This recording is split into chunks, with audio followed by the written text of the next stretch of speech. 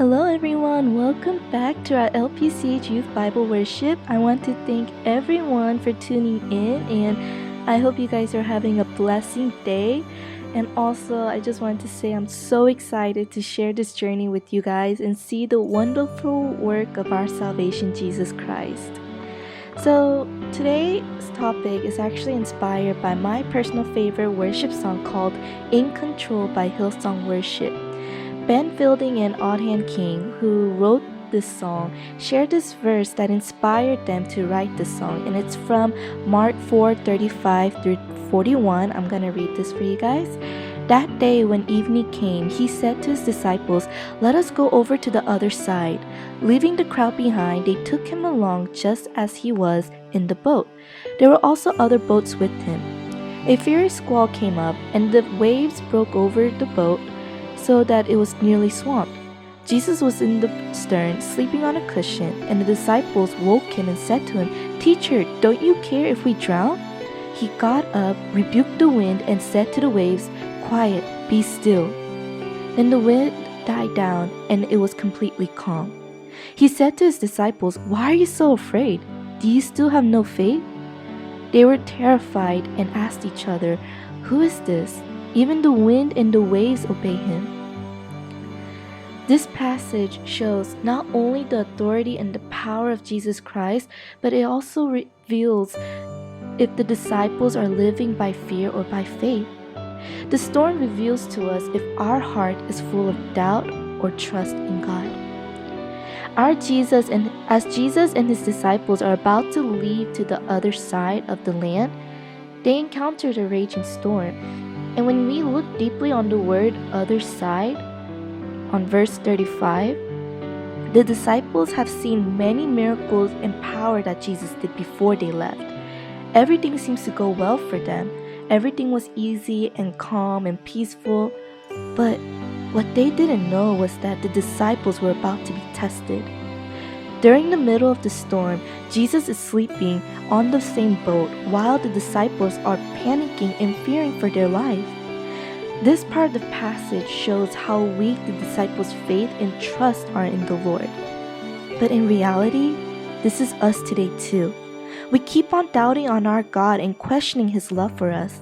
This is the temptation when we become afraid, because when we encounter the storm of our life, we keep on seeing our God less than He is, and we keep on doubting His love and care for us.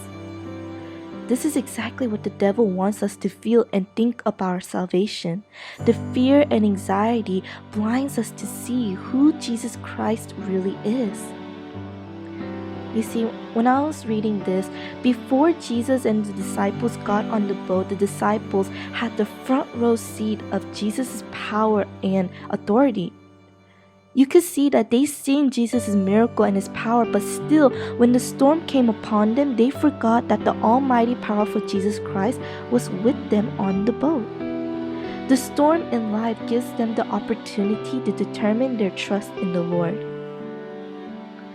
This shows how easily we fall into doubt and fear because of our weak faith. So as the storms are raging vigorously, the disciples wake Jesus up and tells him how can he be sleeping during this time as they fear for their life, thinking that they would die. But Jesus gets up. He acts immediately and rebukes the storm and said in verse 39, "Quiet, be still." And instantaneously, Jesus was able to tame the sea and the wind by His voice. This verse, you can see that it shows how powerful our salvation, Jesus Christ, that even the wind and the waves obeys Him. And this verse also shows how Jesus acts immediately when He heard His disciples' cries. Sometimes we think that our Lord doesn't hear our calls, but He does. And even if the storms in our life doesn't seem to be calm or at peace immediately, but our salvation has given us the gift of peace in our heart.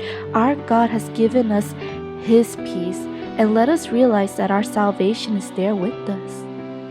If we look at verse 40, when Jesus looked at his disciples and asked why they have such a little faith in Him, it may sound like it can also sound like Jesus was rebuking the disciples for doubting him. But honestly, when I was reading this passage, to me, this kind of thought came up to me, that it shows how Jesus Christ is telling his disciples indirectly that he's with them no matter what, and that he'll take care of our storm and be in control of it. And all we have to do is put our trust in our salvation no matter what.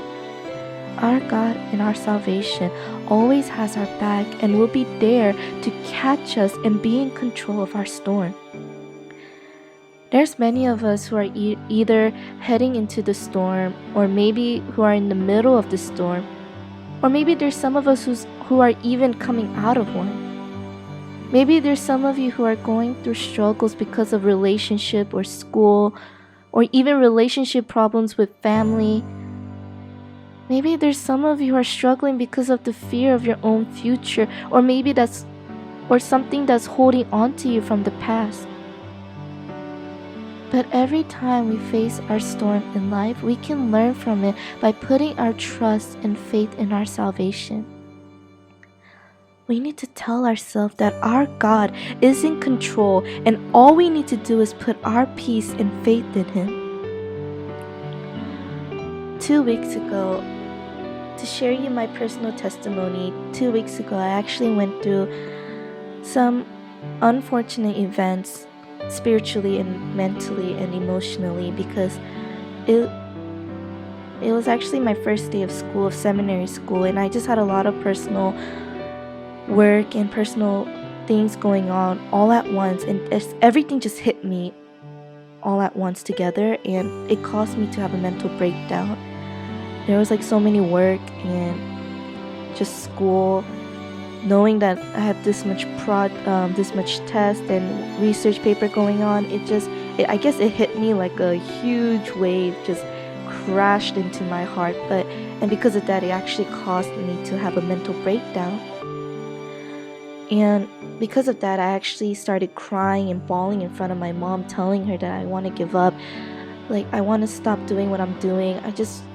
I want to break. It's too much. But honestly, in my thought, my mom was going to be like, oh, it's okay, everything's okay. But instead, she was looking at me saying, and asked me this question: do you really want to stop? Do you really want to give up? Do you want to stop everything? And honestly, I thought that question to myself and realized that why am I in this position either way? In the first place, how did I come to this position? And that's when I realized I'm in a place where God has led me. He's the one that brought me in this position. He's the one who brought me here. And I just realized that the reason why I had a mental breakdown, the reason why I was just stressing out, because I started being in control. I started try to be in control of everything, thinking that I can take care of it, thinking that everything will go well in my way. But actually, because I tried going in my own desire, and my own ability, and my own control, in the end, it actually resulted in me to stress out and just crash down and start having a really bad emotional breakdown. So one day when I was just praying to the Lord, I was actually praying to Him one day, and while I was praying to Him, I was also listening to this praise song, In Control. And usually when I listen to songs, it's always like the music or the melody or the sound of the music really hits me. But it was actually the lyrics of this verse that hit me really hard and made me realize that everything is not in my control. I want to share you this little verse it's actually the chorus part of this song, In Control, and let me share it to you. I lift my hands to heaven, hear my heart surrender. I tell my soul again, you are Lord of all. Though the seas are raging, you will speak and tame them. In you I find my rest. You are in control. When I heard these lyrics, that's when I realized that God is the one who's in control of my life. I can't be in control of my life. Because my God is the one who created me. He's the one that brought me in this place, and He's the one that brought me in this position. Then that means all I have to do is put my trust in Him and put my faith in Him and let Him be in control. And after listening to this song, I started confessing to Him, started asking forgiveness.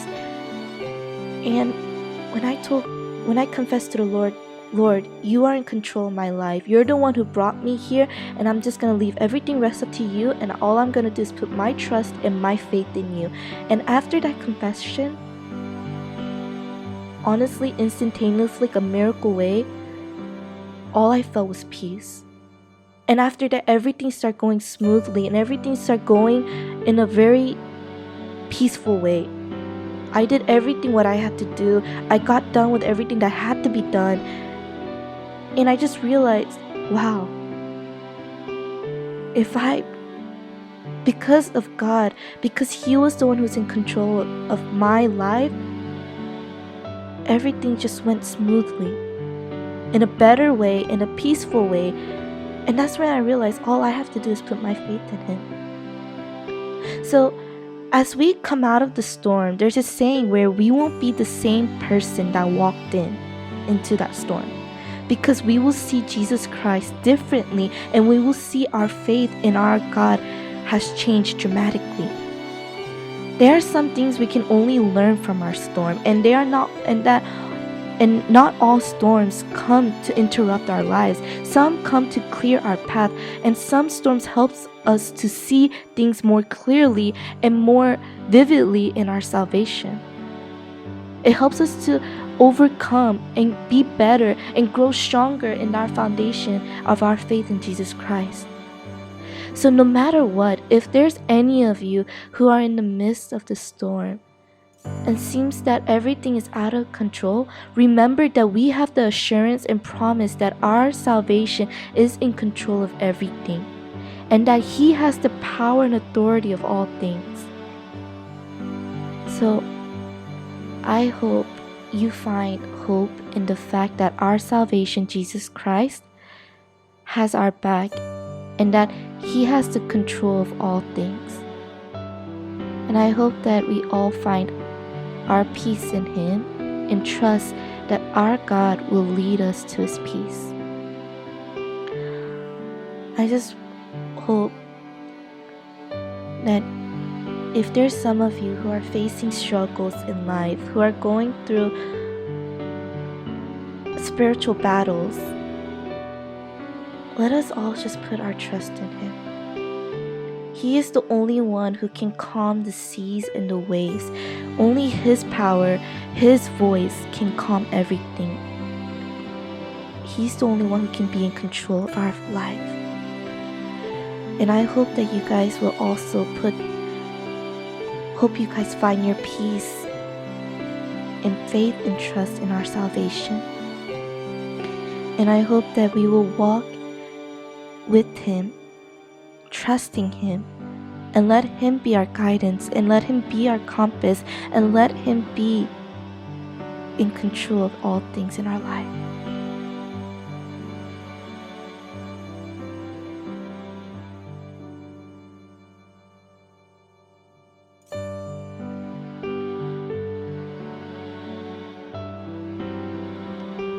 There are some of us who are already in the midst of facing the storm, and you just feel like giving up because it's so hard.